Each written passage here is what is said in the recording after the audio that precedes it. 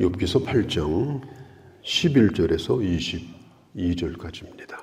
욥의 두 번째 친구인 빌닷의 얘기가 지금 계속되고 있습니다. 지금 이 빌닷은 비유로 들어서 지금 얘기를 하고 있는데 우리가 상당히 귀담아서 들어야 될 지금 내용을 가지고 있습니다. 첫째로는 왕골과 갈대의 얘기입니다. 이것은 어디서 자라는가 하면 물이 많은 습지에서 자랍니다. 진벌에서 자랍니다. 얼마나 빨리 자라는지 몰라요. 그냥 1년 새에 사람의 키를 넘도록 그렇게 자랍니다.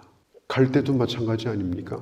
봄에 파랗게 갈대가 싹이 나면요, 가을이 되면 사람 키를 넘어요. 그러다가 다 말라버려요. 1년 내내 어마어마하게 이렇게 자라게 되는데 이제 우기가 지나가고 건기가 되면 비가 오지 않고 날이 선선해지면은 이게 전부 한순간에 다 말라버립니다.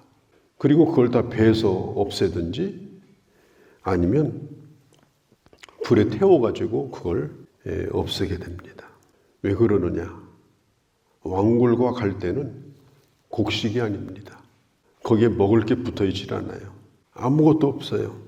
그러니까 결국은 다 베버리는 것입니다. 그러니까 하나님이 없는 자의 삶이라는 것은 이와 같다는 거예요. 물을 만나가지고 한때는 아주 왕성하게 어마어마하게 온 세상을 다 덮는 것처럼 그렇게 덮지만 우기가 지나가고 물이 없는 환경을 만나게 되면 결국은 다 말라서 볼품이 없게 되어지더라 하는 것입니다. 이 빌닷이 하는 얘기는 뭐냐면 이 세상은 진벌과 같습니다. 그러니까 왕골이나 갈대가 자라기에 딱 맞는 그런 환경이에요. 여기서 왕골과 갈대라고 하는 것은 세상 속에서 자라는 모든 것들을 의미해요. 그러니까 이 세상에 뿌리를 두고 수많은 것들이 자라납니다. 그래서 이 세상을 지금 가득 덮고 있어요. 그러면 우리는 어디서 자라냐? 우리도 지금 똑같은 환경 가운데 지금 살고 있는 거예요. 이게 지금 우리의 고민입니다. 그래서 우리가 기도할 때마다 주여 나로 시험에 들지 않게 해달라고 기도하는 거예요.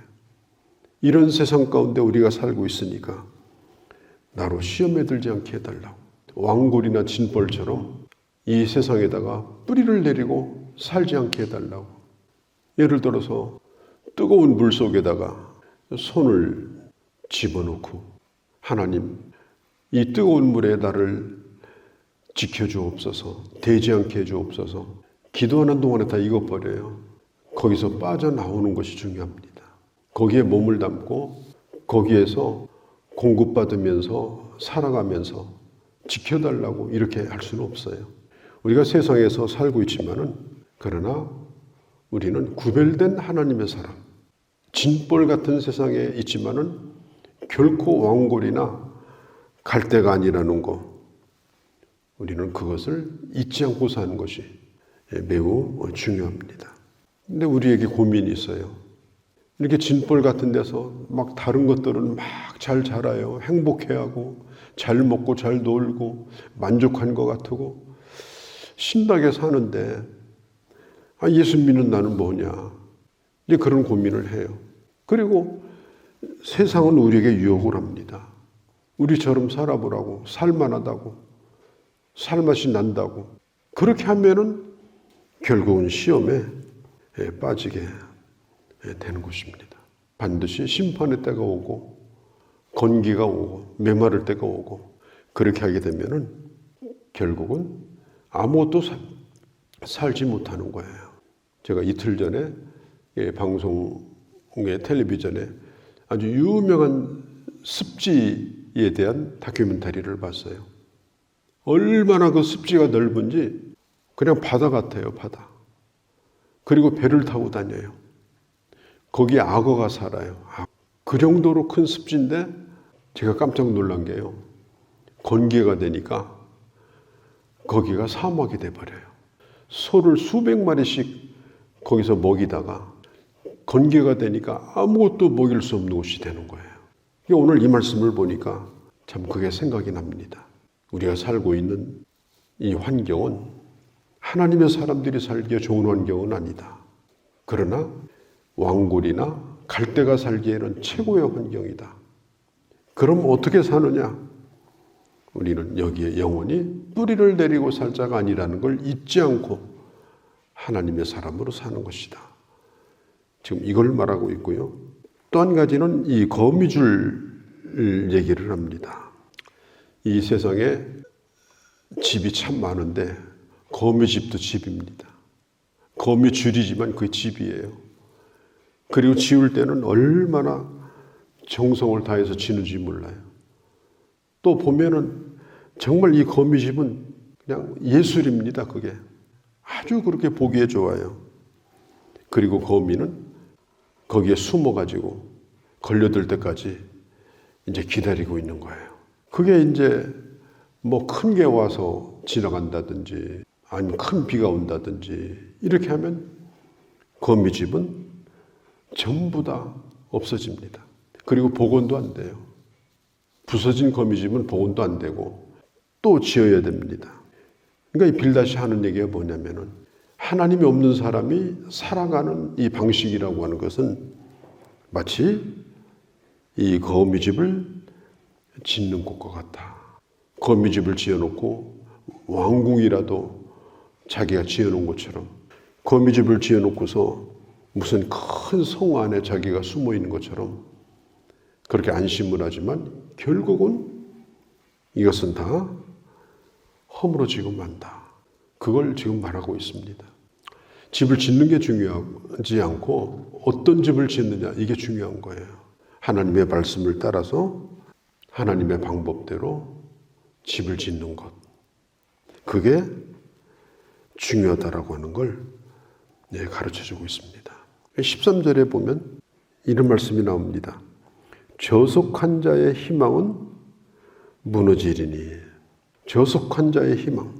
참 이 표현이 아주 특별합니다. 저속한 자도 희망을 가지고 있어요. 그런데 그 희망은 허무한 것입니다. 이렇게 됐으면 좋겠다. 꼭 이걸 이루었으면 좋겠다. 그런 바람이 전부 있지만 그래서 출세도 하고 성공도 하고 또 이 세상에서 남부럽지 않게 그럴듯하게 살아가지만 결국 하나님 앞에 뿌리를 내린 것이 아니라면 그것은 결국은 저속한 희망이 된다 하는 거죠. 또 집을 지어놓고 뭔가를 기다리지만 그게 거미집이라고 하면 그것도 또한 저속한 희망에 불과한 것이다. 그러니까 이 세상 사람들 사는 걸 가만히 보면 다 자기 나름대로 철학이 있어요. 나는 이렇게 하면 이렇게 되리라. 그런데 자기의 철학, 살아가는 방식이 오늘 성경은 이것은 바로 저속한 희망이다. 언젠가는 말라붙을 것이다. 그리고 언젠가는 다 끊어져 버리고 말 것이다. 자, 빌닷이 세 번째로 하는 얘기가 있습니다.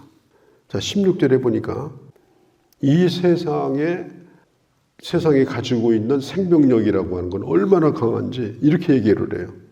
햇빛을 받고 물이 올라 그 가지가 동산에 뻗으며 그 뿌리가 돌무더기에 서리어서 돌 가운데로 들어갔을지라도.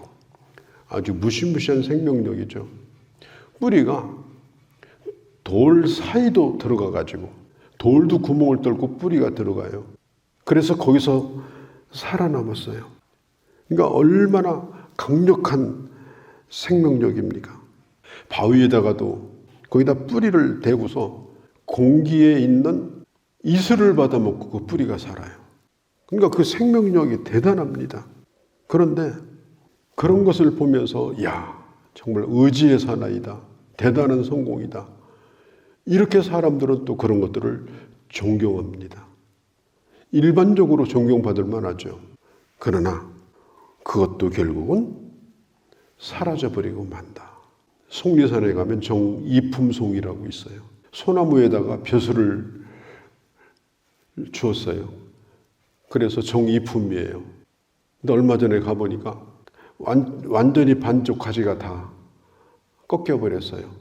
그러니까 아무리 오래오래 버텨도 거기다 벼슬을 주고 명예를 주고 그렇게 해도 결국은 다 뽑혀버리고 썩더라. 그것이 바로 오늘 우리가 보는 세상인 것입니다. 그러면 자 20절에 보면 하나님은 순전한 사람을 버리지 아니하고 악한 자를 붙들어 주지 아니하심으로, 여기서 순전하다는 말이 뭐냐? 처음에는 불순물이 많았는데 점점점 순전하여져서 깨끗하게 됐다는 뜻이에요. 그게 누구죠?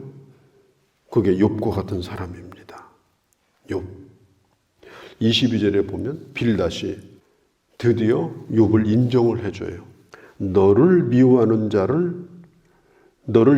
자는 부끄러움을 당할 것이다. 지금 빌닷이 하는 얘기예요. 자네를 미워하는 사람은 부끄러움을 당할 것일세. 악인의 장막은 없어질 것이다. 그러니까 그런 것들을 부러워하지 말고 잘 견디고, 그리고 거기서 순전한 사람이 되라. 깨끗한 사람이 되라.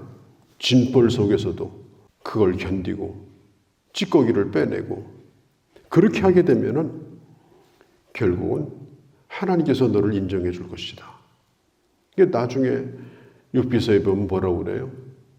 내가 정금과 같이 나오리라. 그래서 결국은 한때 욥을 비웃고 또 욥에게 충고를 하지만 이 빌닷의 얘기를 들어보면 결국은 욥이 완전히 망하지 아니하고 이 고난을 이기고 잘 회복될 것에 대해서 지금 기대를 가지고 또 마지막에 격려하고 있는 이런 모습을 보고 있습니다. 우리가 시편 1편에 있는 것처럼 복 있는 사람은 주야로 하나님의 말씀을 묵상하는데, 그 하나님의 말씀이 뭐냐? 시냇가에 뿌리를 내린 나무다, 이렇게 말하고 있어요. 우리는 진벌에 뿌리를 내린 것이 아니라 시냇가에 뿌리를 내린 나무인데, 그게 뭐냐면은 하나님의 말씀에 뿌리를 내린 것을 의미합니다. 우리는 크건 작건 간에 또 세상에서 이루는 성공이 다른 사람 보기에 그럴듯하든 그럴듯하지 않든 간에 상관없이 성실하게 하나님의 말씀에 뿌리를 내리고, 그리고 시편 1편에 있는 것처럼 사철, 시절을 쫓아서 힘들고 어려운 때도 있고 병들 때도 있고 건강할 때도 있고, 그렇지만 그걸 잘 이렇게 견디면 결국은 풍성한 열매를 맺는다. 오늘 성경에 있는 것처럼 13절에 저속한 자의 희망을 품는 것이 아니라 하나님에게 소망을 두고 말씀을 붙들고 그렇게 인내하게 되면 반드시 열매를 맺는다. 뿐만 아니라 깨끗하여지고 순전하여져서 하나님 보시기에 인정받는 자가 된다. 우리에게 주는 교훈이 참으로 큰데 우리가 이 말씀을 기억하면서 오늘 이 하루도 믿음으로 사는 그런 하루가 되어주시기를 바랍니다. 거룩하신 우리 아버지, 진벌 같은 그런 세상 가운데 우리를 두셨나이다. 우리의 키를 넘는 왕골과 또한 갈대와 같은 그런 것들을 보며 우리의 마음이 흔들릴 때도 있나이다. 하나님, 그러함에도 불구하고 저희들 하나님께 소망을 두고 주의 말씀에 뿌리를 내리고 헛된 희망을 품지 않게 하옵소서.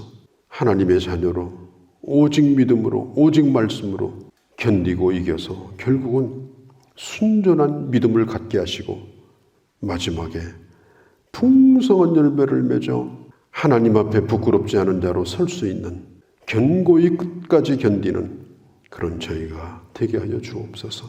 오늘도 좋은 소식들이 들려지고 좋은 소식을 전하는 귀한 날 되게 하여 주옵소서. 우리 주 예수님의 이름으로 기도하옵나이다. 아멘.